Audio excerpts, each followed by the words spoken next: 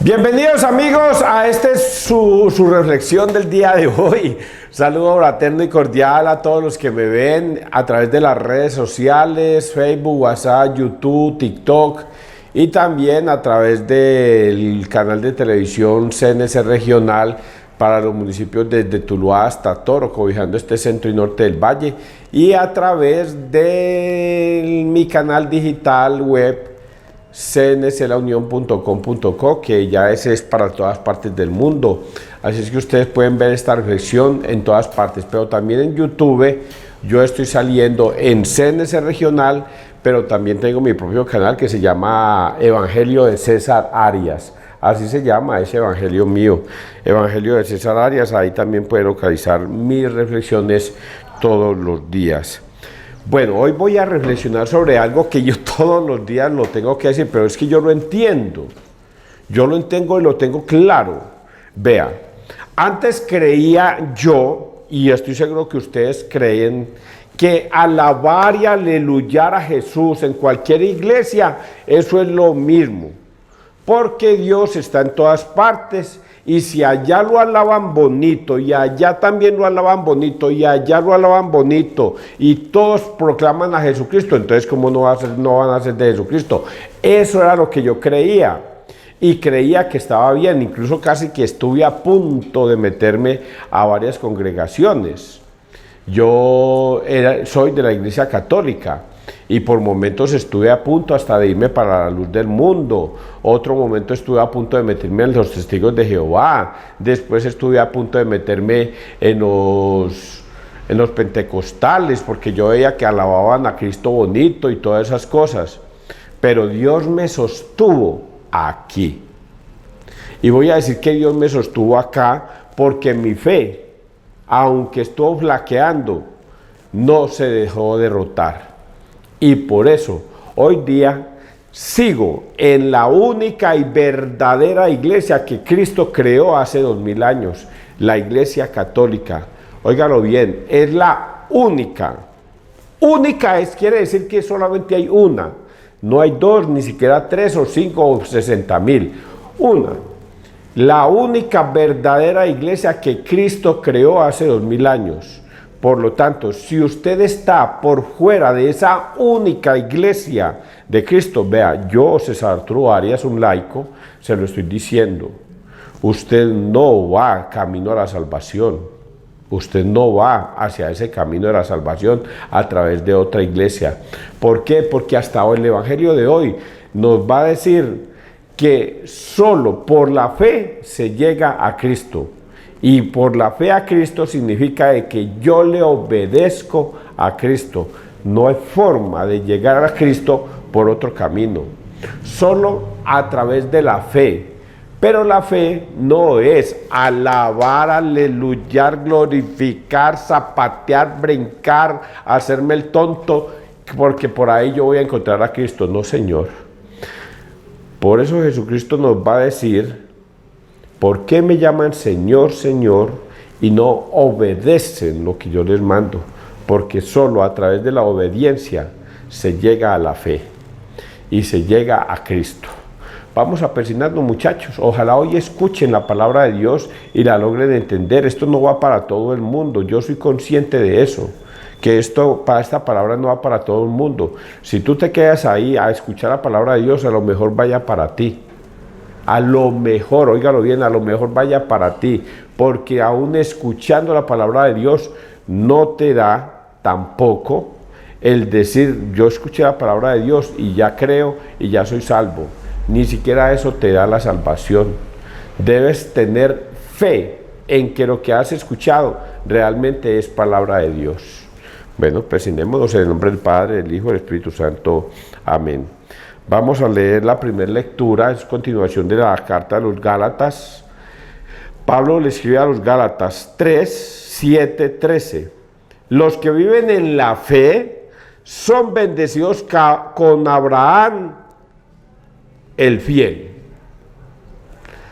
Los que viven en la fe son bendecidos con Abraham el fiel. ¿Sí entienden ahorita por qué? Ya, bueno, ya les voy a decir. porque solo por la fe se llega a Cristo, solo por la fe. No se les quite esa palabra, solo por la fe. Pero fe, agréguele fe igual a obediencia. Fe es igual a obediencia. Obedecer, obedecer, obedecer. Vamos a leer entonces. Hermanos, reconoced que hijos de Abraham son los de la fe. En efecto, la Escritura, previendo que Dios justificaría a los gentiles por la fe, le adelantó a Abraham la buena noticia de que por ti serán benditas todas las naciones. Así pues, los que viven de la fe son bendecidos con Abraham el fiel. En cambio, cuando viven de las obras de la ley, están bajo maldición, porque está escrito: maldito quien no se mantenga en todo lo escrito en el libro de la ley, cumpliéndolo, que en el ámbito de la ley nadie es justificado. Resulta evidente, pues, el justo por la fe vivirá. En cambio, la ley no procede de la fe, sino que quien los cumpla vivirá por ellos. Cristo nos rescató de la maldición de la ley, haciéndose por nosotros maldición, porque está escrito: maldito todo el que cuelga de un madero. Y esto, para que la bendición de Abraham alcanzase a los gentiles en Cristo Jesús, y para que recibiéramos por la fe la promesa del Espíritu. Palabra de Dios, te alabamos a ti, Señor Jesús. Voy a retomar entonces apologéticamente estas escrituras, para que al escudriñarlas encontremos a qué se refiere ese tema que yo incluso inicié, que es el tema de la fe. Hermanos, reconocer que hijos de Abraham son los de la fe. Ayer les contaba esa historia, ahorita se la voy a contar de nuevo por si de pronto algunas personas que no me escucharon ayer la escuchen. Y es que Abraham, todos sabemos quién es Abraham. Abraham fue el personaje aquel que ya pasado de años junto con su esposa Sara, y Sara era estéril, no podían tener hijos. Y Sara quería tener un hijo, una descendencia. Pero a raíz de esa situación, Dios le promete a Abraham un hijo. Y pasaron muchos años. Como el desespero de Abraham y de Sara era mucho, y sobre todo el de la esposa Sara, le entregó a Raquel, a su empleada, a su esclava, para que tuviera un hijo con ella. Y a ese hijo lo llamaron Ismael. Pero, cumplida la promesa, nació Isaac. Por eso Ismael no hace parte de la promesa de Dios. Dios le hizo una promesa a Abraham que él iba a dar, que la esposa Sara iba a dar a un hijo que se iba a llamar Isaac. Pero como se desesperó y pasaban los años y ella se veía más vieja cada día, entonces por eso le entregó a Raquel para que tuviera un hijo con ella, pensando que así era que se cumplía la promesa de Dios. Y resulta que así no se cumplen las promesas de Dios. Cuando Dios hace una promesa, Él las cumple y Él las hace en el momento justo. Pues bien, nace Isaac, el orgullo de la casa. Isaac es el orgullo. Pelean entre ellos Ismael e Isaac. Pelean y Sara le dice: venga, aléjeme a Ismael de Isaac porque él lo quiere matar. Y por eso Abraham manda a Raquel con su hijo al desierto para que ellos sobrevivan por allá. Dios le hace una promesa a Ismael y a Raquel que no los iba a desamparar. Y por eso es que está pasando actualmente esa guerra en Gaza, allá en Israel. Esa guerra que viene desde el tiempo de hace 4 o 5 mil años atrás, viene desde Ismael con Isaac. Es de esas guerras que se están presentando. Por eso es que no se quieren y son imposibles de reconciliarse. Bueno, sigamos avanzando porque la historia va por otro lado. Isaac era el único hijo orgullo de Abraham y de Sara, pero un día a Dios se le ocurrió decirle a poner a prueba al pobre Abraham. Abraham, entrégame, él no se llamaba Abraham, se llamaba Abraham, porque hasta eso es importante decirlo, Abraham, no Abraham, se llamaba era Abraham. Y Abraham le dijo aquí el Señor, sacrifícame a tu hijo. Y Abraham seguramente se puso triste y de todo, porque le había puesto semejante prueba tan difícil, porque Dios le había dicho, Abraham, ¿tú me amas? Abraham, ¿tú me amas? Sí, yo te amo, sacrifícame a tu hijo entonces. Y Abraham tomó a su hijo, lo llevó a la montaña y lo iba a sacrificar. Pero Dios vio con buenos ojos que Abraham, por fe, puso por delante a Dios que a su propio hijo. Y por eso le detuvo la mano a Abraham para que no fuera a sacrificar al niño. Él vio, Dios vio que Abraham era un hombre bueno, que amaba a Dios sobre todas las cosas y cumplía los mandatos de Dios, que todo lo que Dios le mandaba, él lo obedecía. Por eso cuando le dijo, sacrifícame a tu hijo, era una cosa demasiado grande. Y por eso Dios ve que ese hombre tenía tanta fe sobre Dios, que era capaz de entregar a su único hijo, después de haberlo luchado durante tanto tiempo, haberlo esperado durante tanto tiempo, y de Dios venía a pedírselo en sacrificio. Entonces por eso es que Abraham se llama el padre de la fe. Y a partir de ahí, de ese momento en que Dios le detuvo la mano a Abraham para que no le levantara la mano al niño, es que ya deja de llamarse Abraham y le pone el nombre de Abraham, que seguramente significa de todas las naciones. Pongámosle un nombre porque no sabría decirle bien qué es lo que significa, pero creo que es algo así, multitud de estrellas. Y entonces Dios le hace esta promesa, dice que él va a ser heredero justificaría a los gentiles por la fe. Le adelantó a Abraham la buena nueva de que por ti serán benditas todas las naciones. Por ti serán benditas todas las naciones. Es lo que Abraham va a recibir como regalo de Dios, que nosotros de cierta manera somos herederos de la fe de Abraham. Y es lo que hoy Dios nos va a rescatar en esto que hoy estamos diciendo, que Abraham es que todos los que creamos en Jesucristo somos herederos, coherederos de Dios gracias a la fe de Abraham, los que creamos en Cristo. Ahora bien, viene la partecita que es la que yo quiero darles a entender a ustedes. Así pues, los que viven de la fe son bendecidos con Abraham, el fiel. Todos, así pues, los que viven de la fe son bendecidos con Abraham, el fiel. En cambio, cuantos viven de las obras de la ley están bajo maldición, porque está escrito, maldito quien no se mantenga en todo lo escrito en el libro de la ley. Cumpliéndolo en el ámbito de la ley, nadie es justificado. Resulta evidente, pues, el justo por la fe vivirá. Aquí nos divide lo que yo les dije al principio, que pareciera enredado, pero no lo es, sino que yo lo entiendo de una forma impresionante.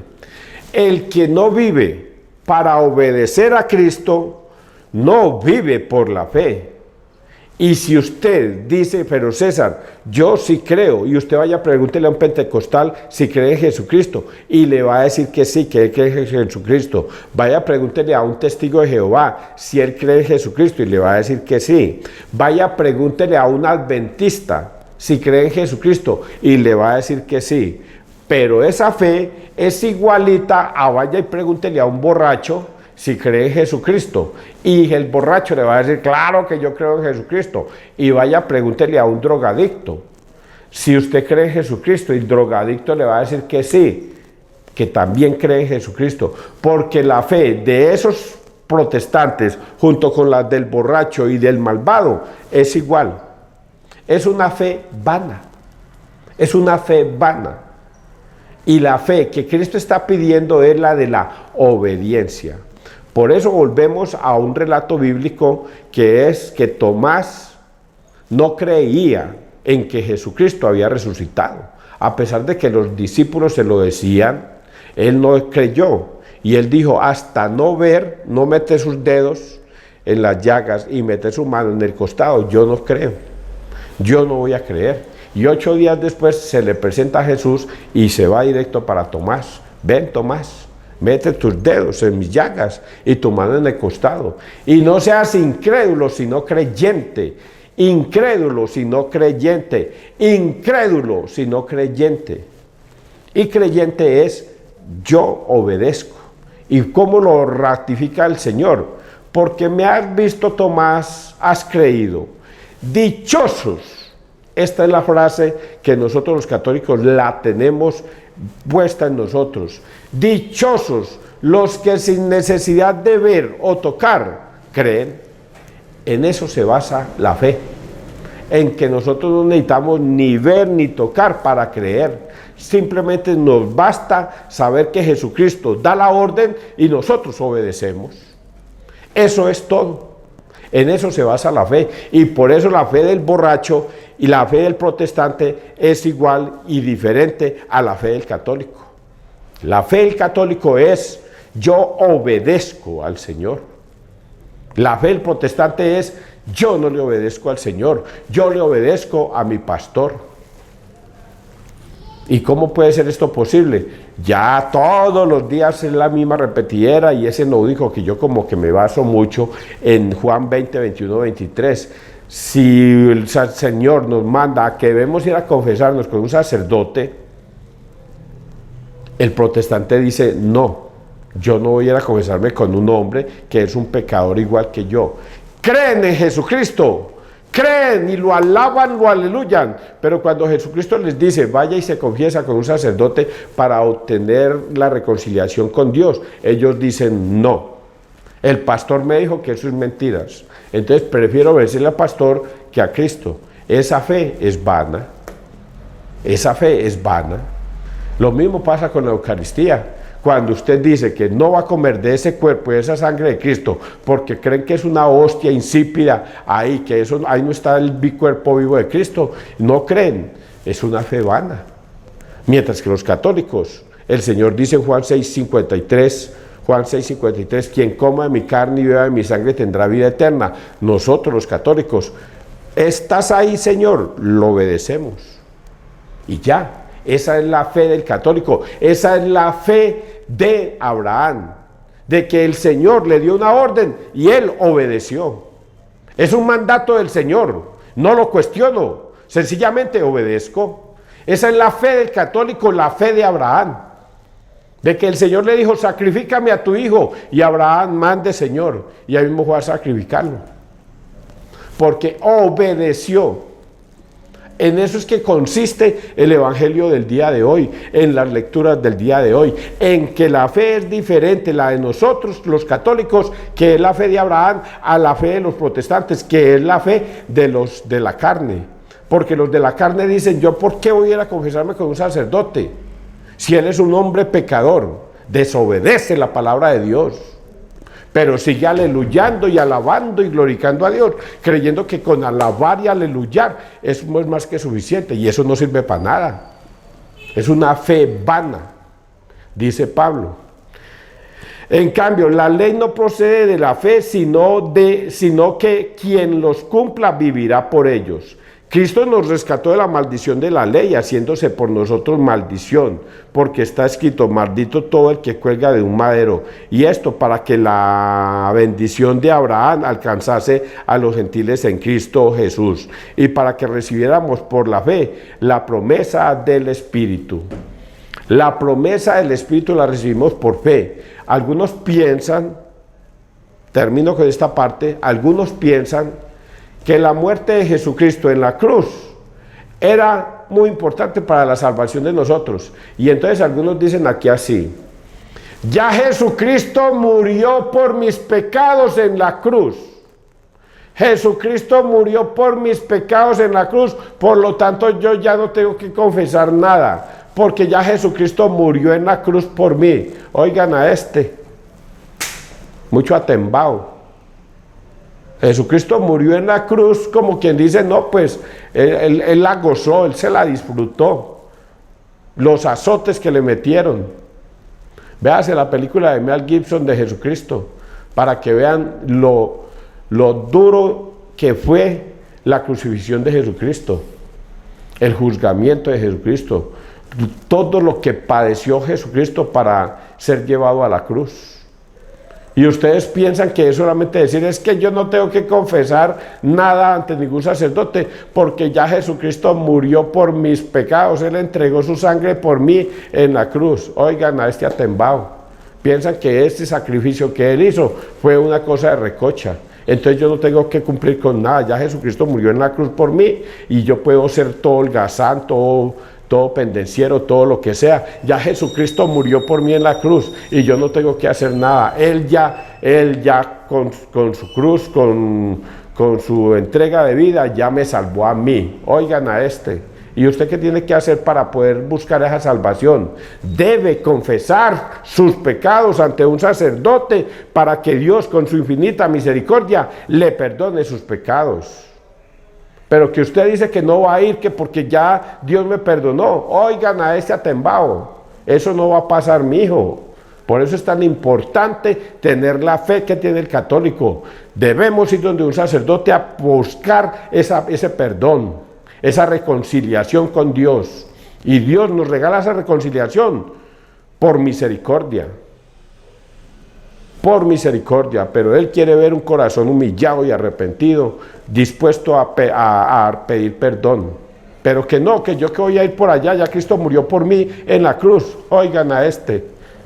No, mi hijo, está muy lejos de usted creer que su salvación consiste en aleluyar, alabar y glorificar a Dios y sin pedir perdón. Y solo mirando para el cielo y decir, perdóname, Señor, mirando para el cielo. Vamos a leer el Salmo. Salmo 110. El Señor recuerda siempre su alianza. Doy gracias al Señor de todo corazón, en compañía de los rectos en la asamblea. Grandes son las obras del Señor, dignas de estudio para los que las aman. Esplendor y belleza son su obra. Su justicia dura por siempre. Ha hecho maravillas memorables. El Señor es piadoso y clemente. Él da alimento a los que lo temen, recordando siempre su alianza. Mostró a su pueblo la fuerza de su obrar, dándoles la heredad de los gentiles. El Señor recuerda siempre su alianza. Me detengo un pedacito acá para volverles a decir exactamente lo mismo que les venía diciendo. Él da alimento a los que lo temen, recordando siempre su alianza. ¿Cuál es la nueva alianza que hizo Dios? La nueva alianza que hizo Dios, o el nuevo pacto de alianza que hizo Dios, es que Él entregó su vida por darnos vida eterna a nosotros, para el perdón de nuestros pecados, y resucitando al tercer día. Esa es el nuevo pacto de alianza, que el Señor entregó su vida por nosotros para reconciliar al mundo con Dios. Entregó su vida como Cordero de Dios y por eso Él muere en la cruz. Pero dice acá que Él da alimento a los que lo temen, no a los que lo desafían. Es que usted murió en la cruz. ¿Para qué murió en la cruz si no fue para perdonarme mis pecados? Yo ya no tengo que reconciliar con nadie, ya usted murió por mí. Solo los que lo temen. ¿Y quién lo teme? El que es capaz de decir, si yo no me confieso, si yo no recibo la Eucaristía, yo me condeno, porque la misma palabra de Dios te condena. Por lo tanto, una persona temerosa de Dios obedece a Dios en todo. Y ese es el detalle de los protestantes, que no obedecen a Dios, sino que son temerarios de Dios. Yo lo alabo, yo lo aleluyo, yo lo glorifico, pero yo nunca voy a ir donde un sacerdote a confesarme.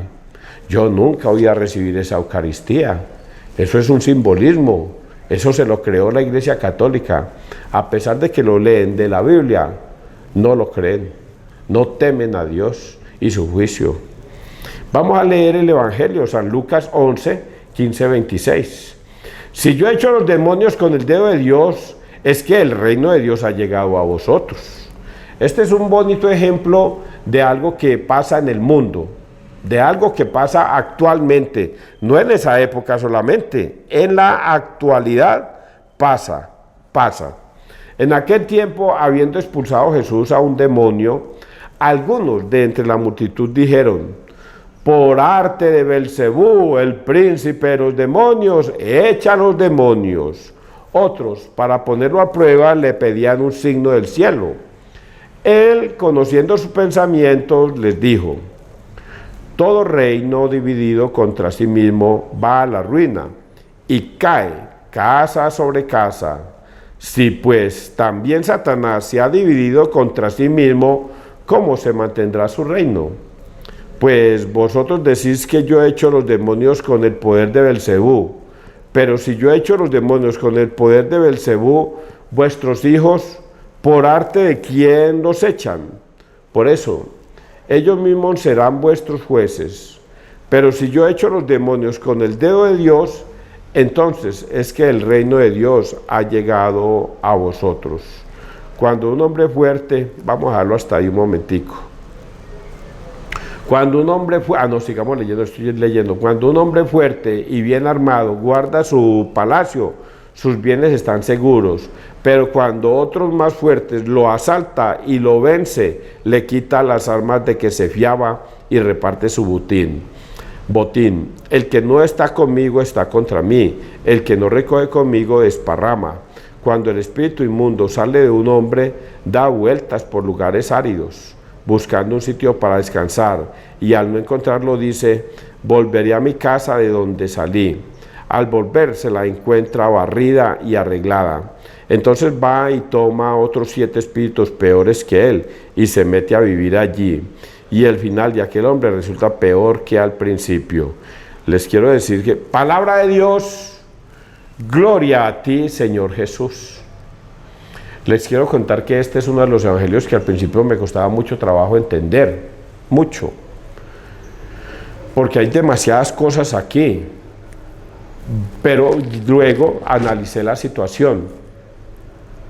Hoy día lo que nosotros más buscamos en la vida son milagros. Por eso muchas personas se salen de la iglesia católica para buscar milagros en las otras iglesias. Y seguramente que en las otras iglesias hay más milagros que en la iglesia católica, hay muchos más milagros. Por eso Mateo 7, 21, 23 dice: y muchos me dirán: Señor, nosotros profetizábamos en tu nombre.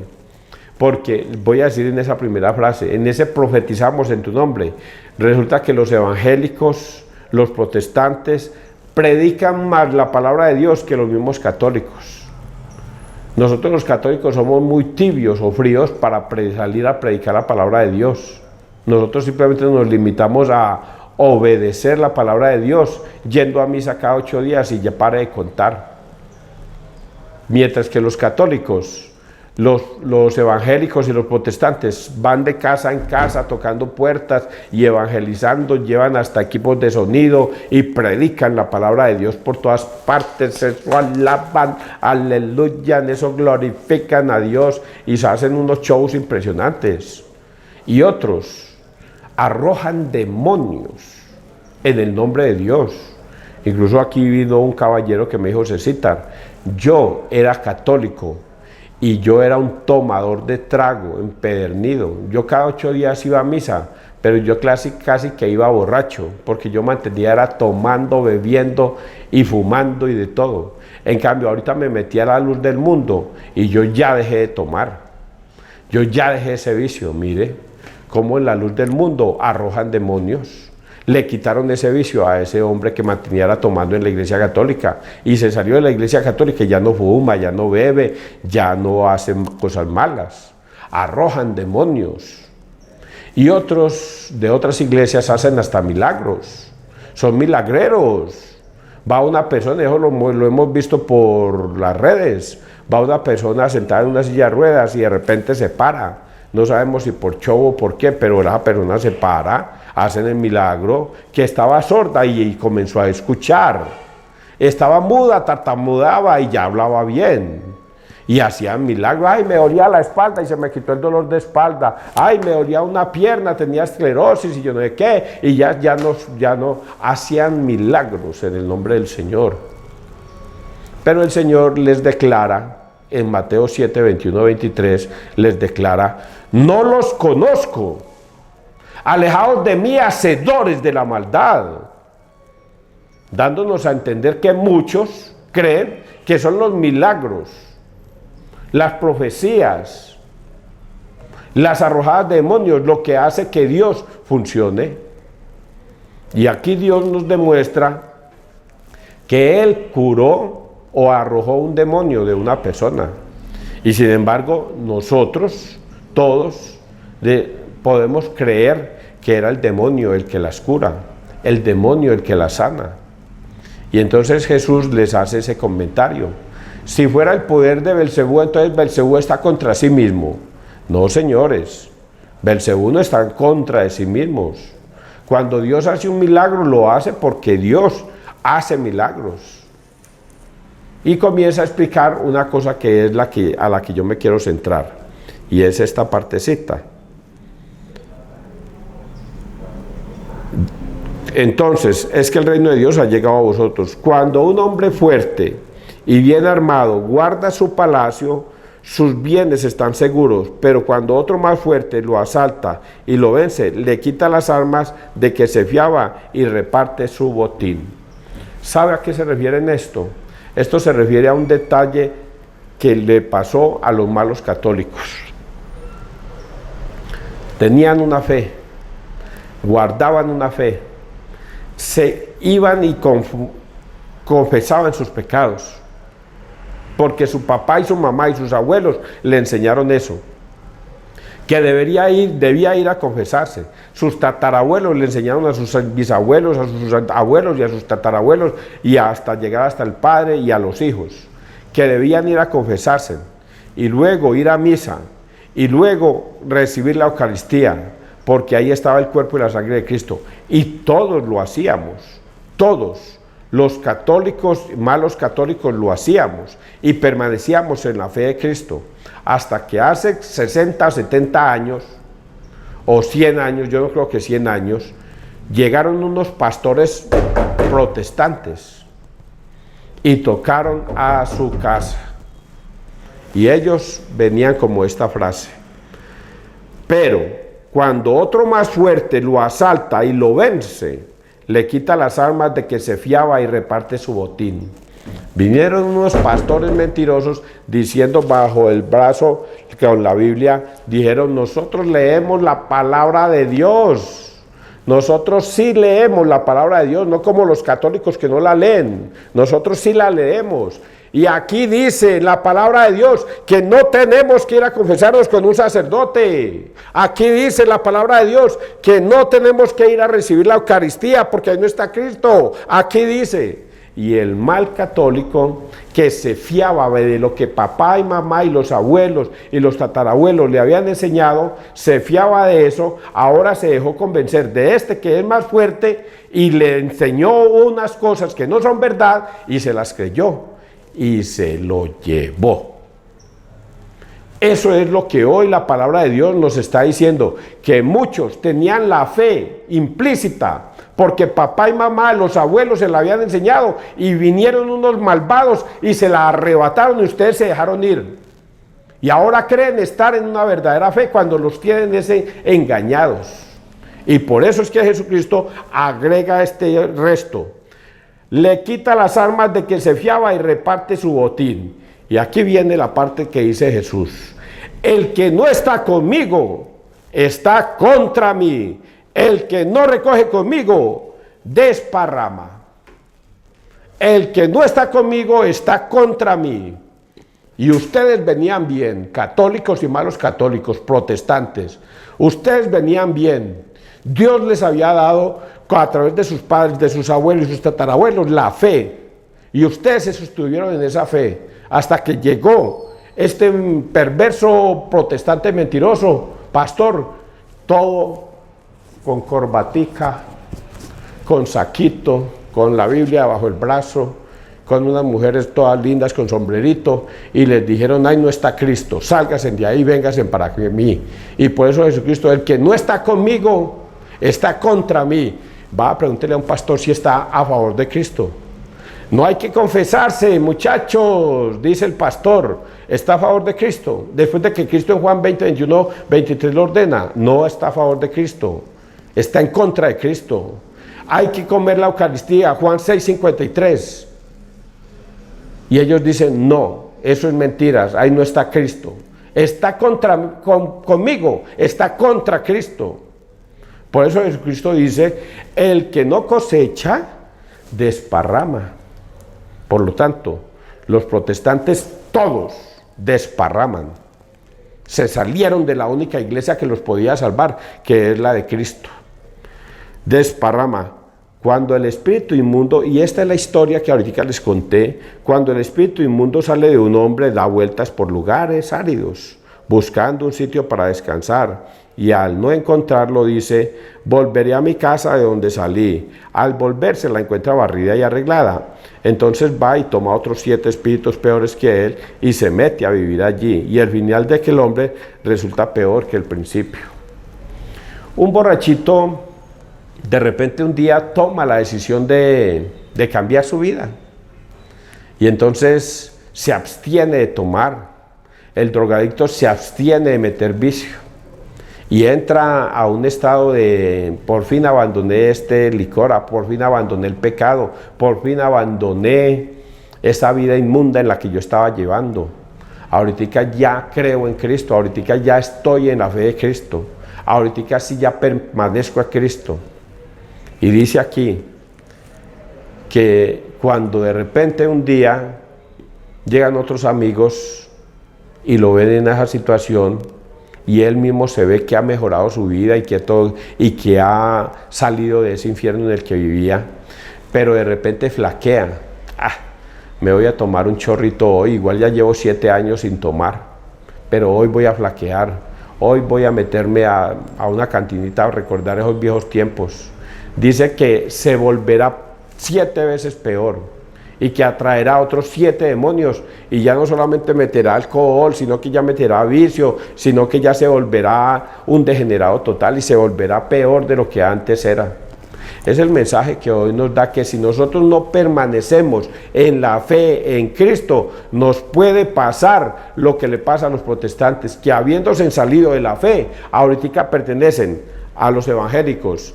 En algunas ocasiones un evangélico dice, no, esta iglesia no me gustó, me voy para donde los adventistas. Donde los adventistas dicen, no, aquí tampoco me gustó, me voy para donde los testigos de Jehová. No, los testigos de Jehová no me gustó, me voy para la luz del mundo. Y así buscan de un lado y a otro, alejados de Cristo. Y hay una frase terrible que con esta termino, bueno, con 2 frases terribles, que es la primera que está escrita. Porque Dios, con D mayúscula, les ha dado un poder engañoso para que crean en la mentira, a fin de que no sean salvos. Dios con D mayúscula. Como no fueron capaces de soportar la fe, de sostenerse en la fe, Dios les ha dado un poder engañoso para que crean en la mentira, a fin de que no se salven. Por eso es tan difícil que un protestante regrese a la iglesia católica. Es muy difícil, porque Dios lo sostiene en esa mentira. Dios les ha dado un poder engañoso para que se sostengan en la mentira.